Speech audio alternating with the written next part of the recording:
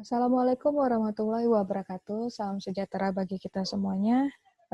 Baik, kita sudah masuk ke pertemuan ketujuh, pertemuan terakhir sebelum UTS ya. Nah, jadi materi hari ini itu berkenaan tentang dua topik. Yang pertama adalah gangguan mood dan juga tentang bunuh diri. Oke, di dalam gangguan mood ini ada dua gangguan utama. Yang pertama, gangguan depresif dan gangguan bipolar dan gangguan yang berkaitan. Nah, gangguan depresif itu terdiri dari tiga jenis di sini, yaitu tiga tipe. Yang pertama, major depressive disorder, persistent depressive disorder, dan premenstrual dysphoric disorder atau PMDD. Nah, PMDD ini merupakan kriteria gangguan yang baru di dalam DSM-5. Nah, kalau dari bipolar and related disorder itu sendiri, itu ada bipolar disorder dan ada cyclothymic disorder. Bipolar disorder itu sendiri ada bipolar 1 dan ada bipolar 2. Nah, kita perhatikan dulu tentang termometer mood di sini. Jadi, kondisi mood itu bisa dikonsepkan seperti spektrum atau kontinum begitu ya. Nah, di sini kita bisa lihat yang merah itu mengarah kepada mania, kemudian yang biru itu mengarah kepada depresi. Nah, yang dimaksud dengan mania itu adalah lonjakan emosi lonjakan emosi yang signifikan begitu. Jadi seseorang itu bisa sangat bergembira, sangat antusias begitu ya, sampai tidak bisa berpikir jernih. Nah, sementara kalau yang depresi itu mengarah kepada mood yang tidak berdaya, misalnya seperti itu ya, mood yang jadi di sini di dalam kontinumnya itu, yang di tengah-tengahnya itu disebut dengan normal atau balance mood. Nah, jadi yang di tengah, yang kalau ke mania itu yang di tengah-tengahnya itu disebut dengan hypomania, yaitu mania yang ringan atau yang moderate. Sementara yang untuk depresi yang menengahnya disebut mild to moderate depression. Nah, jadi untuk depresi yang ringan atau yang menengah ini, jika terjadi secara kronik dan dalam waktu yang lama, itu disebut dengan diklasifikasikan sebagai yang namanya distinia. Nanti akan kita bahas juga ya. Oke, nah jadi gangguan depresi juga disebut gangguan unipolar. Kenapa? Karena gangguan mood ini hanya mengarah kepada satu arah saja atau kutub emosional, yaitu ke bawah saja. Nah, sebaliknya kalau gangguan bipolar itu melibatkan keadaan depresi dan mania yang sering muncul dalam pola yang bergantian. Nah, tadi diperhatikan juga di sini gitu ya. Jadi kalau depresi itu hanya mengarah pada satu kontinum saja, yaitu ke bawah, yang warna biru ke bawah saja. Nah, tapi kalau bipolar itu mencakup keduanya dan itu muncul dengan pola yang bergantian. Oke. Berikut merupakan rangkuman dari gangguan mood. Yang pertama itu kita bisa lihat gangguan depresi itu ada 3, yaitu MDD, ada persistent depressive disorder, ada premenstrual dysphoric disorder gitu ya. Nah, untuk MDD itu sendiri, prevalensinya itu sekitar 12% pada pria, 21% pada wanita.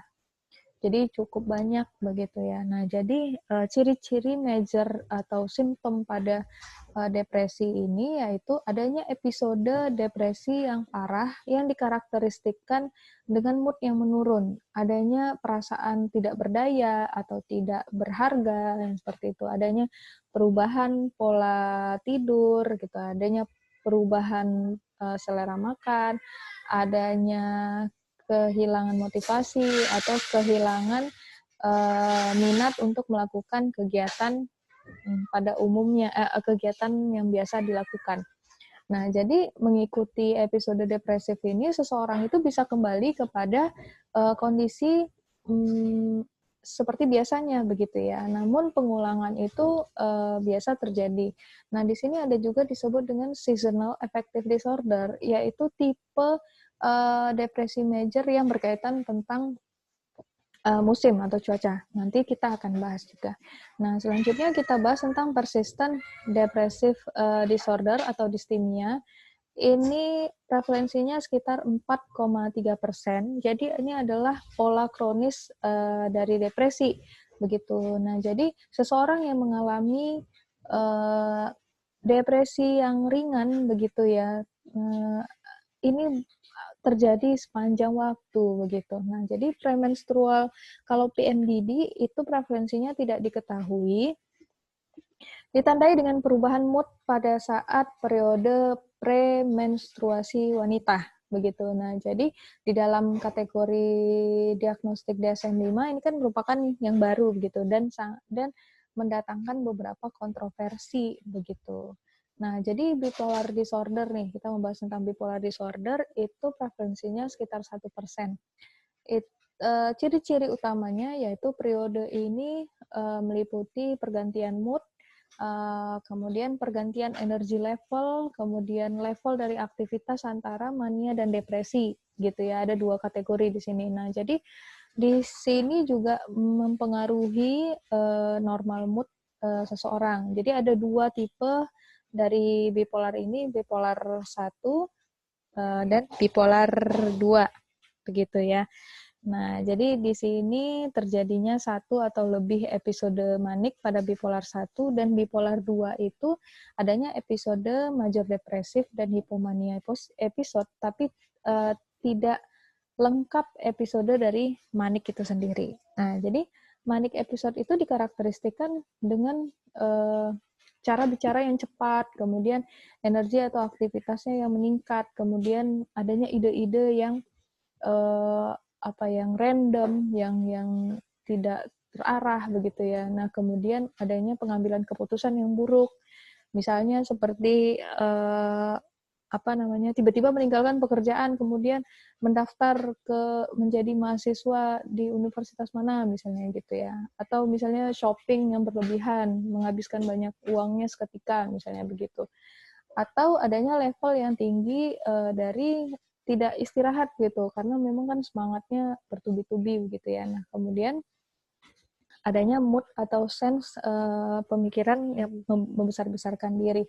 Nah, jadi di dalam siklotimik, kita bahas tentang siklotimik itu sekitar 0,4% sampai 1%. Jadi di sini ada mood swing gitu yang lebih ringan begitu ya. Nah, jadi siklotimia ini biasanya bermula pada remaja akhir atau dewasa awal dan itu bertahan sampai bertahun-tahun. Nah, baik, depressive disorder, kita bahas dulu tentang MDD. Jadi, diagnosis major depressive disorder ini didasarkan pada terjadinya setidaknya 1 major depressive episode tanpa adanya riwayat mania atau hipomania. Jadi, hanya depresi saja, jadi tidak ada riwayat manianya atau riwayat hipomania begitu ya. Nah, episode major depresif meliputi perubahan fungsi yang signifikan secara klinis yang melibatkan berbagai gejala depresi termasuk suasana hati yang tertekan atau kehilangan minat atau kesenangan begitu ya. Nah, jadi tidak mau terlibat di dalam aktivitas misalnya seperti itu dan ini bertahan setidaknya dalam waktu 2 minggu. Jadi major depresif itu bukan hanya sekedar kesedihan biasa begitu ya. Nah, jadi juga berdampak nih terhadap bagaimana nafsu makannya. Jadi nafsu makannya itu bisa memburuk begitu, bisa jadi sangat besar ataupun nafsu makannya itu jadi sangat minim gitu ya.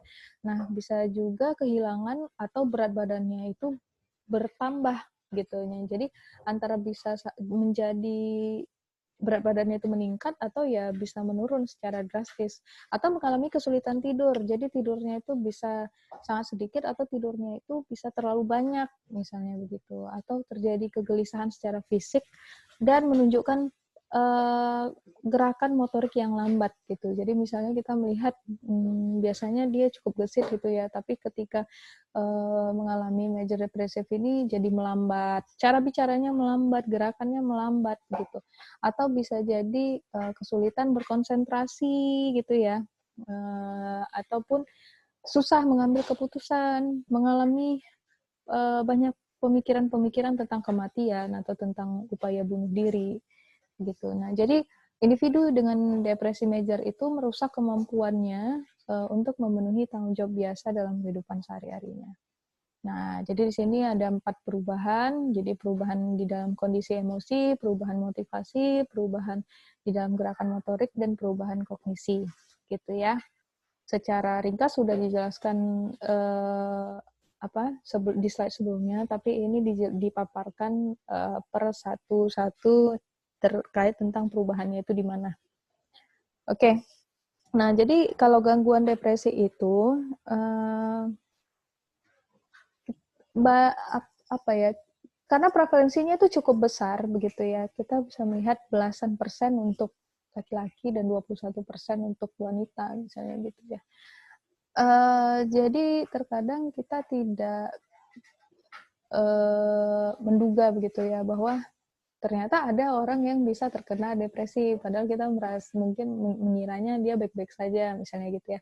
Dan salah satunya adalah presiden di Amerika Serikat gitu. Abraham Lincoln itu pernah mengalami depresi gitu ya. Nah, jadi dia mengemukakan itu di buku biografinya, dia menyebutkan bahwa saya adalah orang yang paling menderita di dalam hidup begitu ya. Nah, jadi ketika misalnya saya bisa mendistribusikan perasaan saya kepada semua keluarga yang ada di dunia ini, maka tidak ada orang yang mukanya itu akan ceria.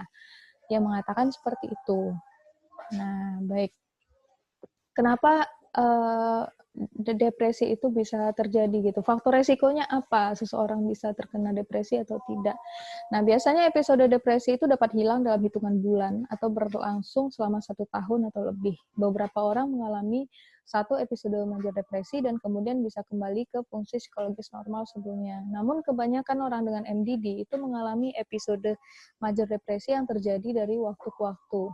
Nah, tapi ada salah satu penelitian yang mengemukakan bahwa semakin lama nih periode pemulihan seseorang dari depresi, maka ketika dia pulih, maka resiko untuk kambuhnya itu semakin rendah begitu. Nah, jadi ada banyak faktor yang terkait dengan peningkatan resiko major depresi ini, yaitu yang pertama usia, jadi usia yang lebih muda itu biasanya paling umum gitu ya. Kemudian status sosial ekonominya, kemudian status perkawinan. Nah, jadi orang yang berpisah atau bercerai memiliki tingkat yang lebih tinggi daripada orang yang menikah atau belum pernah menikah.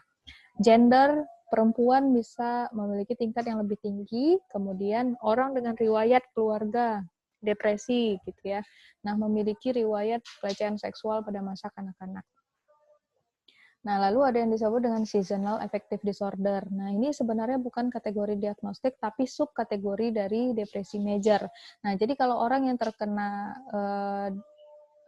gangguan ini gitu ya. Nah, makanya didiagnosis sebagai gangguan depresi major dengan pola musiman. Nah, perubahan musim dari musim panas ke musim gugur atau musim dingin itu bisa menyebabkan tipe depresi tertentu yang disebut dengan seasonal affective disorder atau gangguan afektif musiman. Nah, jadi dalam kebanyakan kasus SAD, depresi itu meningkat pada musim semi. Nah, jadi ada terapi yang disebut dengan terapi cahaya. Jadi seorang itu dipaparkan oleh cahaya artifisial yang terang begitu selama beberapa jam selama musim gugur atau uh, musim dingin begitu ya. Nah, jadi untuk merelief begitu tentang gangguan seasonal affective ini. Nah, atau disebut dengan fototerapi. Nah, jadi sering membantu meredakan depresi gitu ya. Nah, jadi klien ini umumnya dapat melakukan beberapa aktivitas sehari-hari, misalnya makan, membaca, menulis selama sesi fototerapi. Penyebabnya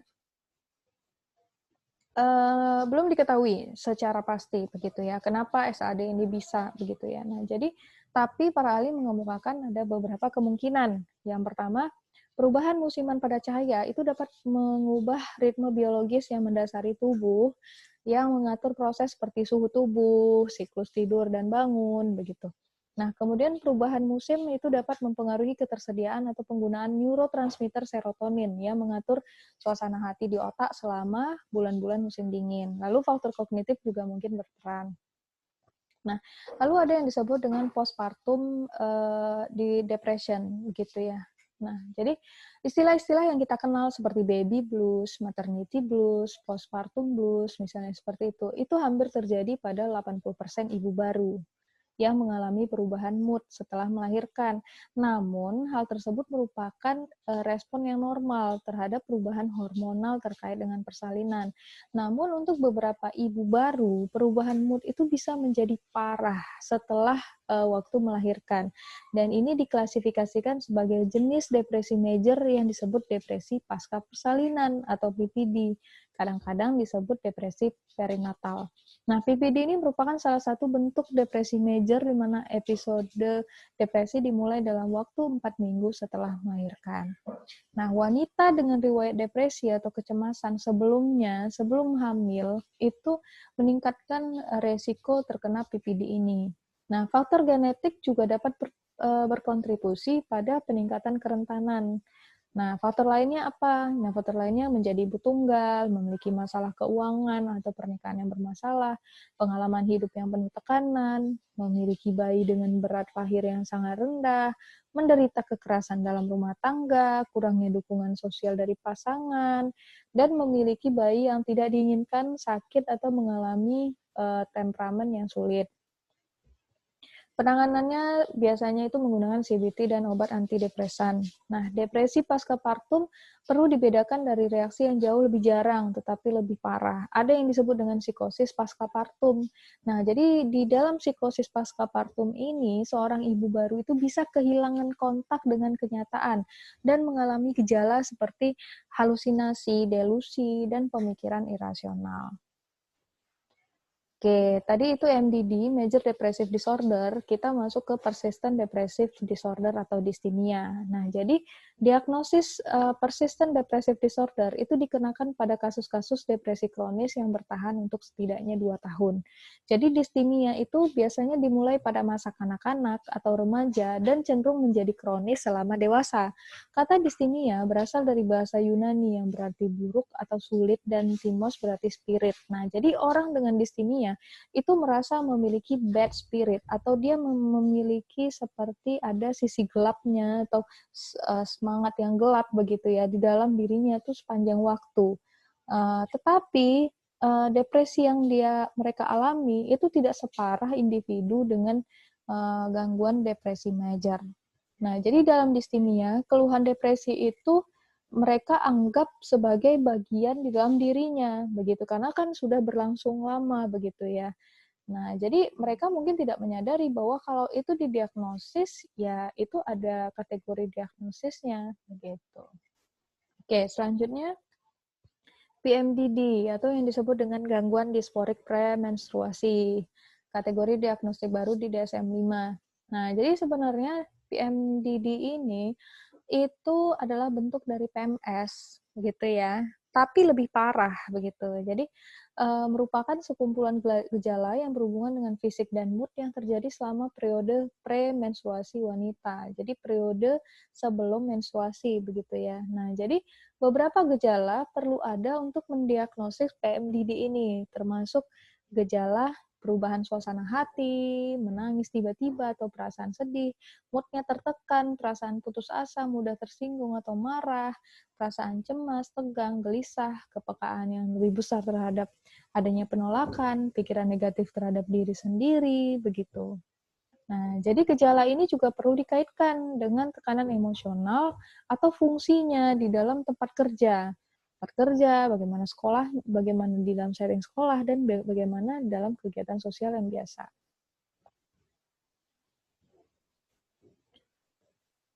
Nah, penyebab dari PMS dan gangguan PMDD ini masih belum jelas. Jadi peneliti menduga bahwa PMS melibatkan interaksi kompleks antara hormon seksual wanita dan juga neurotransmitter.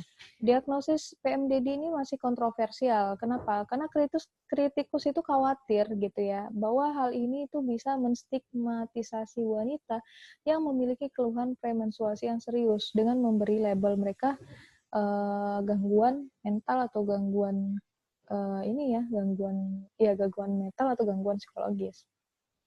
Oke, itu tadi kita sudah bahas tentang depresi depressive disorder gitu ya. Nah, kita membahas tentang bipolar and related disorder. Jadi bipolar disorder ini seperti yang dikatakan itu ada bipolar 1, bipolar 2, dan ada cyclothymic disorder. Kita bahas tentang gangguan bipolar dulu. Nah, jadi gangguan bipolar ini adalah gangguan psikologis yang ditandai dengan perubahan suasana hati yang ekstrim, serta perubahan tingkat energi dan aktivitas. Perubahan suasana hati seseorang bergeser antara puncak kegembiraan dan depresi mendalam selama beberapa minggu atau bulan. Episode pertama orang tersebut mungkin manik atau bisa juga depresi, begitu ya. Episode manik biasanya berlangsung beberapa minggu atau mungkin 1 atau 2 bulan, tetapi umumnya jauh lebih pendek dan berakhir lebih tiba-tiba, dan kehidupan individu dengan bipolar ini ibarat hidup dalam roller coaster emosional. Jadi naik turunnya itu ekstrim dan curam, begitu ya. Diagnosis gangguan bipolar 1, tadi kan ada 2 ya. Diagnosis gangguan bipolar 1 adalah untuk orang yang telah mengalami setidaknya 1 episode manik penuh di beberapa titik dalam hidup mereka. Biasanya gangguan bipolar 1 melibatkan perubahan suasana hati yang ekstrim antara episode manik dan depresi major. Jadi di sini kata kuncinya adalah orang tersebut mengalami setidaknya 1 episode manik gitu. Nah, dan perubahannya itu bersifat ekstrim antara perubahan episode manik dan depresi major. Nah, sementara gangguan bipolar 2 ini adalah untuk orang-orang yang memiliki episode hipomania yang lebih mild, yang lebih moderat gitu ya. Dan riwayatnya setidaknya 1 episode depresi major, tapi tidak pernah mengalami episode manik yang parah.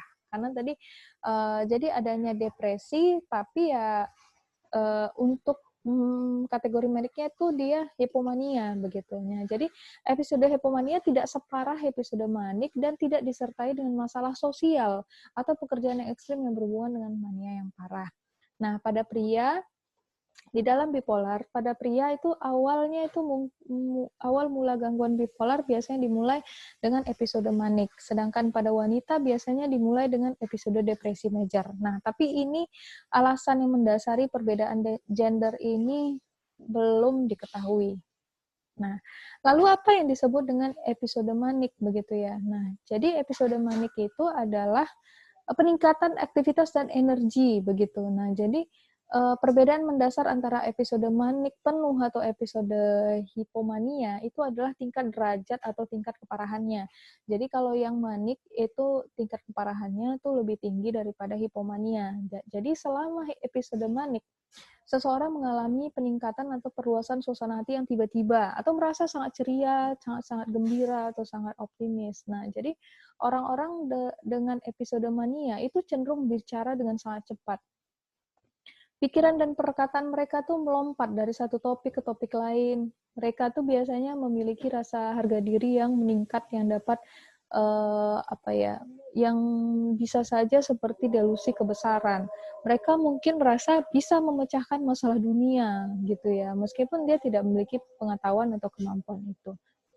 Nah, jadi orang-orang dengan episode manik itu gagal mempertimbangkan konsekuensi dari tindakan mereka. Mereka mungkin dapat masalah karena belanjanya berlebihan, mengemudinya sembrono gitu, dan adanya petualangan seksual tanpa ada pertimbangan resiko begitu. Nah, jadi dalam kasus yang parah, mereka mungkin mengalami halusinasi atau menjadi sangat delusi. Nah, sementara cyclothymic disorder, di cyclothymic disorder ini berasal dari bahasa Yunani yaitu kyklos yang berarti lingkaran dan timos yang berarti roh. Nah, gangguan ini mewakili pola gangguan suasana hati siklus kronis yang ditandai dengan perubahan suasana hati ringan yang berlangsung setidaknya 2 tahun.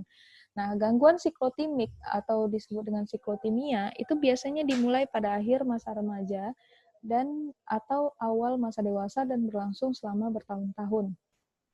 Periode suasana hati yang meningkat atau tertekan tidak cukup parah untuk menjamin diagnosis gangguan bipolar. Nah, jadi di sini perubahan suasana hatinya itu tidak cukup parah, begitu ya, cukup ringan, namun berlangsung setidaknya dalam waktu 2 tahun. begitu. Nah, jadi ketika mereka naik nih mood-nya gitu ya, orang dengan gangguan siklotimik itu menunjukkan tingkat aktivitas yang meningkat. Misalnya mereka tiba-tiba bisa menyelesaikan pekerjaan pribadi mereka begitu. Tapi ketika berubah, mereka itu meninggalkan malah pekerjaan yang belum selesai. Jadi mereka masuk ke suasana hati yang agak tertekan, yang merasa lesu gitu ya. Nah, jadi hubungan sosial itu bisa menjadi tegang nih karena perubahan suasana hati ini dan pekerjaan bisa terganggu. Nah, jadi batasan antara gangguan bipolar atau gangguan psikotimik itu sebenarnya tidak ditetapkan dengan jelas gitu ya. Nah, jadi beberapa bentuk gangguan psikotimik mungkin mewakili jenis gangguan bipolar awal yang ringan, meskipun psikotimik ini lebih ringan daripada gangguan bipolar. Namun secara signifikan dapat mengganggu fungsi sehari-hari seseorang. Nah, faktor penyebab gangguan mood. Faktor penyebab gangguan mood itu bisa stres dan depresi begitu ya. Nah, jadi peristiwa kehidupan yang penuh tekanan meningkatkan resiko gangguan mood seperti gangguan bipolar dan major depression. Nah, sumber stres yang terkait dengan depresi itu termasuk misalnya kehilangan orang yang dicintai, putusnya hubungan asmara, pengangguran berkepanjangan, kesulitan ekonomi, penyakit fisik yang serius, masalah perkawinan atau hubungan, perpisahan atau perceraian, paparan rasisme atau diskriminasi, dan hidup dalam lingkungan yang tidak aman, berada di lingkungan yang sangat distres gitu. Itu bisa memicu adanya stres dan depresi. Oke, sebuah penelitian terbaru menunjukkan bahwa stres yang terkait dengan masalah interpersonal dengan teman, anggota keluarga, dan pasangan romantis berkontribusi terhadap depresi pada orang muda, tetapi hanya pada mereka yang cenderung berpikiran negatif. Nah, faktor-faktor seperti keterampilan mengatasi atau misalnya faktor genetik dan ketersediaan dukungan sosial itu dapat mengurangi kemungkinan depresi dalam menghadapi peristiwa-peristiwa yang membuat stres. Kita juga perlu memperhitungkan antara interaksi gen dengan lingkungan dalam depresi dan juga tentang perilaku bunuh diri. Nah, kurangnya keterikatan yang aman nih antara orang tua selama masa bayi atau masa kanak-kanak itu juga dapat berkontribusi pada kerentanan yang lebih besar terhadap depresi di kemudian hari. Pengalaman buruk di awal kehidupan seperti perceraian orang tua atau pelecehan fisik itu juga terkait dengan kerentanan yang lebih besar terhadap depresi di masa dewasa. Oke, nah jadi ada beberapa teori yang kita bahas di sini adalah teori psikodinamika. Nah, teori psikodinamika klasik menyatakan bahwa depresi itu mewakili kemarahan yang diarahkan ke dalam daripada ke orang-orang terdekat, begitu. Nah, jadi itulah yang menyebabkan terjadinya fenomena depresi di dalam diri. Nah, duka patologis itu tidak mendorong, misalnya adanya perpisahan dengan orang lain, misalnya perceraian atau misalnya mungkin kehilangan orang yang dekat karena meninggal misalnya gitu. Nah, duka itu tidak mendorong pemisahan yang sehat. Sebaliknya itu bisa mendorong depresi yang berkepanjangan. Duka patologis kemungkinan besar terjadi pada orang yang memiliki perasaan ambivalen yang kuat, kombinasi perasaan positif atau negatif terhadap orang yang telah pergi atau kepergian yang mereka takuti. Nah, tapi kalau dari teori humanistiknya, ahli teori humanistik itu fokus pada hilangnya self-esteem. Jadi dia mengatakan bahwa manusia itu cenderung menghubungkan identitas pribadi dengan self-esteem. Jadi misalnya peran sosial seperti orang tua, pasangan, itu kan merupakan status-status sosial yang penting yang bisa meningkatkan harga diri seorang. Nah, jadi ketika itu hilang, depresi itu menjadi konsekuensinya. Nah, kehilangan pekerjaan, penurunan pangkat, dan kegagalan mencapai promosi itu merupakan pemicu umum depresi, terutama bagi individu yang menghargai diri sendiri berdasarkan kesuksesan pekerjaan. Gitu. Nah, dari teori pembelajaran, ahli teori pembelajaran menekankan faktor situasional seperti hilangnya penguatan positif. Jadi kalau misalnya ada kehilangan gitu ya, nah jadi tidak mendapatkan penguatan sosial tersebut. Nah, oke. Selanjutnya,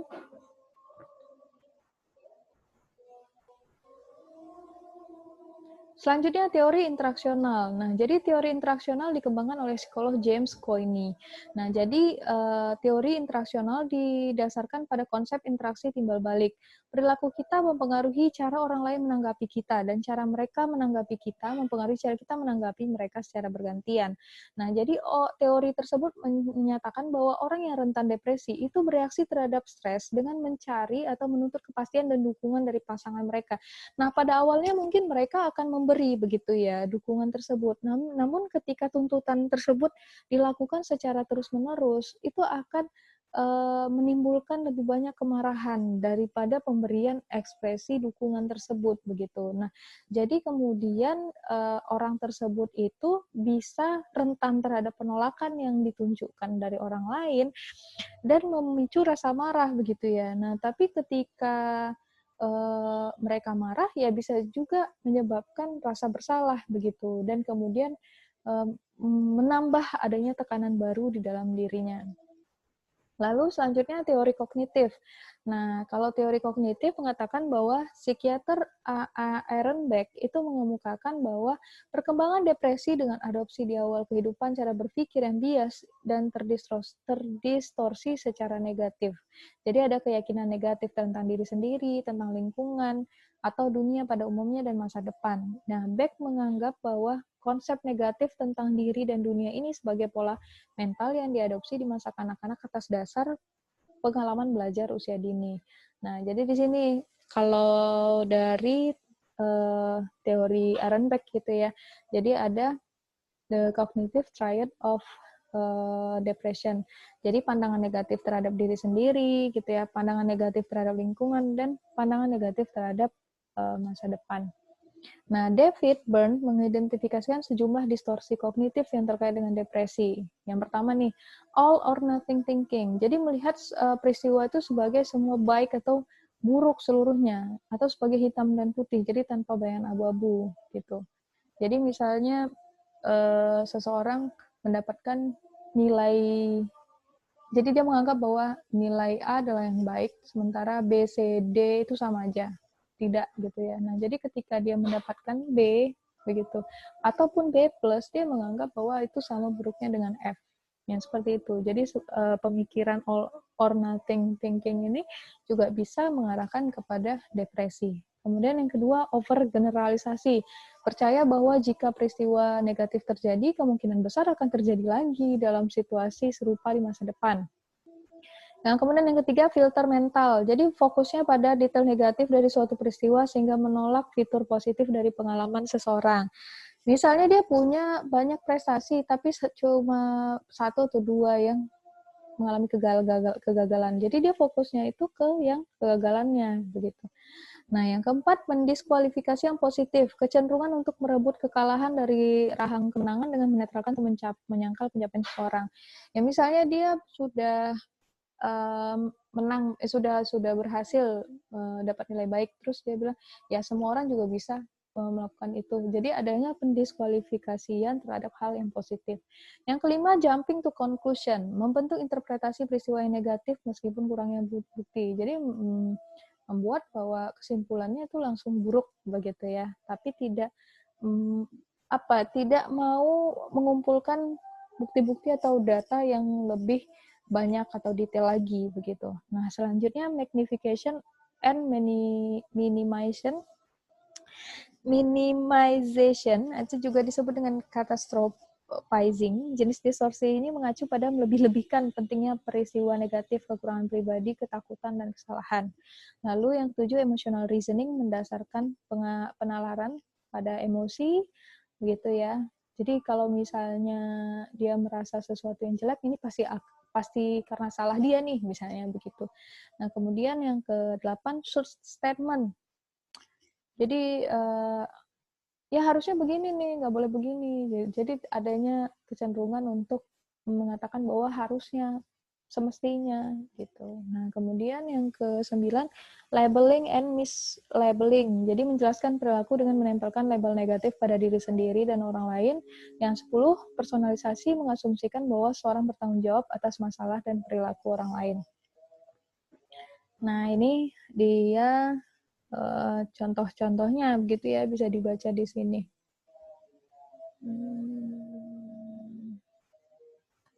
Oke. Ini juga jadi ada apa namanya? Kenapa aku selalu mengacaukan segalanya ya, gitu. Ini termasuk yang mana ya tadi? Oke, baik. Jadi di sini adalah pikiran otomatis yang berkaitan dengan depresi dan kecemasan. Jadi misalnya seperti pikiran otomatis yang melekat pada depresi nih, apa namanya? Aku tidak berharga, misalnya begitu. Aku gagal di sosial, aku nggak layak untuk dicintai, orang tidak respect terhadap diriku lagi, yang seperti itu. Hidup ini tidak layak untuk dijadikan tempat tinggal, misalnya gitu ya. Nah, inilah dia contoh dari pikiran-pikiran yang berkaitan tentang depresi dan juga kecemasan. Lalu ada yang disebut dengan learned helplessness atau attributional theory. Jadi learned helplessness itu merujuk kepada orang yang mungkin menjadi depresi karena belajar bahwa dirinya itu tidak berdaya untuk mengubah hidup mereka menjadi lebih baik.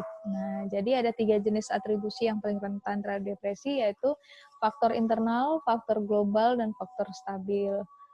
Lanjut, faktor biologis, ada faktor genetis dan faktor biokimia dan abnormal otak dalam depresi. Nah, jadi kalau faktor penyebab bipolar disorder apa pula begitu ya. Nah, jadi adanya kelainan di banyak wilayah otak pada pasien gangguan bipolar, terutama area yang terlibat dalam pemrosesan dan regulasi emosi. Nah, faktor genetik berperan utama dalam gangguan bipolar. Nah, jadi temuan dari Swedia nih, hubungan antara resiko gangguan bipolar yang lebih tinggi dan usia ayah yang lebih tua pada saat kelahiran anak, terutama usia ayah 55 dan lebih tua dari itu. Perubahan hidup yang penuh tekanan dan pengaruh biologis yang mendasari dapat berinteraksi untuk meningkatkan kerentanan seorang terhadap gangguan bipolar. Penanganan mood disorder ini dari penanganan psikologis dan penanganan biomedis. Penanganan psikologisnya penanganan psikodinamika, terapi perilaku, terapi CBT. Lalu penanganan biomedisnya itu adalah obat antidepresan, elektrokonvulsif, lithium instabilizer, dan penanganan psikologis. Oke. Sekarang kita masuk ke topik selanjutnya, yaitu terkait tentang bunuh diri, begitu ya. Nah, bunuh diri, sebagian besar kasus bunuh diri itu terkait dengan gangguan psikologis. Paling sering gangguan mood seperti depresi major dan gangguan bipolar. Nah, faktor resiko di dalam bunuh diri pada orang yang lebih tua, begitu ya. Nah, jadi beberapa orang dewasa yang lebih tua merasa kualitas hidup mereka itu kurang memuaskan. Orang tua lebih rentan terhadap penyakit seperti kanker atau Alzheimer yang dapat membuat mereka itu merasa tidak berdaya dan putus asa, yang pada gilirannya dapat menimbulkan depresi dan pemikiran untuk bunuh diri. Banyak orang dewasa yang lebih tua itu juga menderita akumulasi kehilangan teman dan orang yang mereka cintai, gitu ya, yang menyebabkan adanya isolasi sosial. Kehilangan ini serta hilangnya kesehatan yang baik dan juga hilangnya peran yang bertanggung jawab di masyarakat itu dapat melemahkan keinginan mereka itu untuk hidup. Nah, selanjutnya perbedaan gender dan etnis atau ras. Nah, lebih banyak wanita mencoba percobaan bunuh diri, tetapi lebih banyak pria yang bisa melakukan bunuh diri hingga meninggal, gitu ya. Nah, jadi pria itu cenderung memilih cara yang lebih cepat bereaksi dan lebih mematikan. Nah, jadi kalau dari rasnya, bunuh diri itu lebih umum dilakukan pada non-Hispanic Amerika dan Amerika native daripada Afrika Amerika, Asia Amerika, atau Hispanic Amerika, gitu ya. Nah, kalau bunuh diri dan gangguan psikologis, resiko bunuh diri jauh lebih tinggi di antara orang-orang dengan gangguan mood yang parah, seperti major depression dan gangguan bipolar. Bunuh diri dan percobaan bunuh diri juga terkait dengan banyak masalah psikologis lain, termasuk alkoholisme, ketergantungan obat, gangguan kecemasan, anoreksia, skizofrenia, dan borderline personality disorder.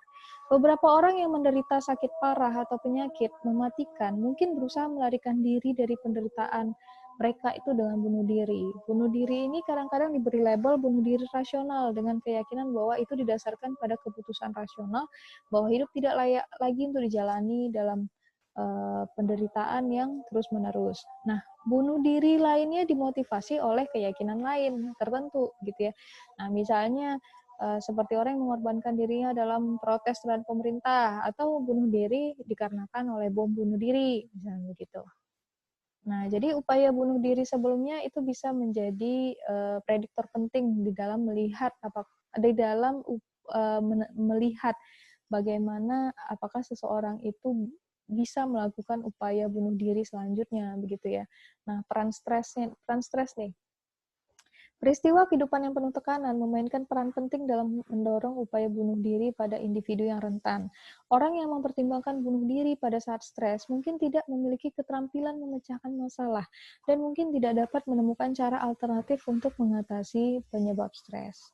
Nah, perspektif teoris tentang bunuh diri ada model psikodinamika, teori pembelajaran, teori sosial kognitif, teori biologis, keberadaan gangguan psikologis di keluarga. Nah, jadi mitos-mitosnya ini ya. Mitosnya, seseorang yang melakukan upaya bunuh diri itu hanya mencari perhatian. Tidak, begitu ya. Jadi peneliti melaporkan bahwa seseorang yang berusaha untuk melakukan bunuh diri itu menunjukkan adanya indikasi terhadap perhatian dan konsultasi terhadap pelayanan kesehatan sebelumnya, begitu. Nah, jadi ada lagi mitos yang menyebutkan bahwa orang yang bunuh diri itu tidak waras gitu untuk melakukan upaya bunuh diri. Nah, jadi sebenarnya faktanya kebanyakan dari mereka itu yang melakukan upaya bunuh diri itu merasa tidak berdaya. Jadi bukan karena ketidakwarasan begitu ya. Oke, bisa diperhatikan ya di sini tentang mitos-mitosnya. Oke, selanjutnya orang yang melakukan bunuh diri cenderung menandakan niat mereka, seringkali secara eksplisit seperti dengan memberitahu orang lain tentang pikiran untuk bunuh diri, namun ada juga yang menyembunyikan niat mereka. Faktor lain yang terkait dengan peningkatan risiko bunuh diri termasuk penyalahgunaan zat, masalah keuangan, krisis, masalah medis, dan masalah hubungan. Oke, baik. Itu saja materi kita. Ya, banyak juga gitu ya materinya hari ini. Untuk lebih jelasnya, para mahasiswa itu bisa membaca tentang DSM, tentang masalah tentang mood disorder ini di DSM 5, begitu ya. Dan jika ada yang mau ditanyakan, silakan dicantumkan di forum.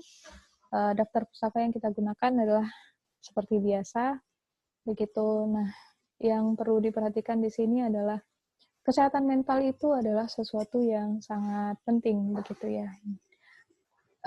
Dan banyak selama kita hidup itu banyak pengalaman-pengalaman yang akan kita jalani, begitu, entah itu hal yang positif atau terkadang mungkin sifatnya negatif, begitu. Nah, yang perlu diyakini adalah perlunya untuk mengutamakan kesehatan mental di dalam diri, begitu ya. Nah, jadi apapun yang terjadi,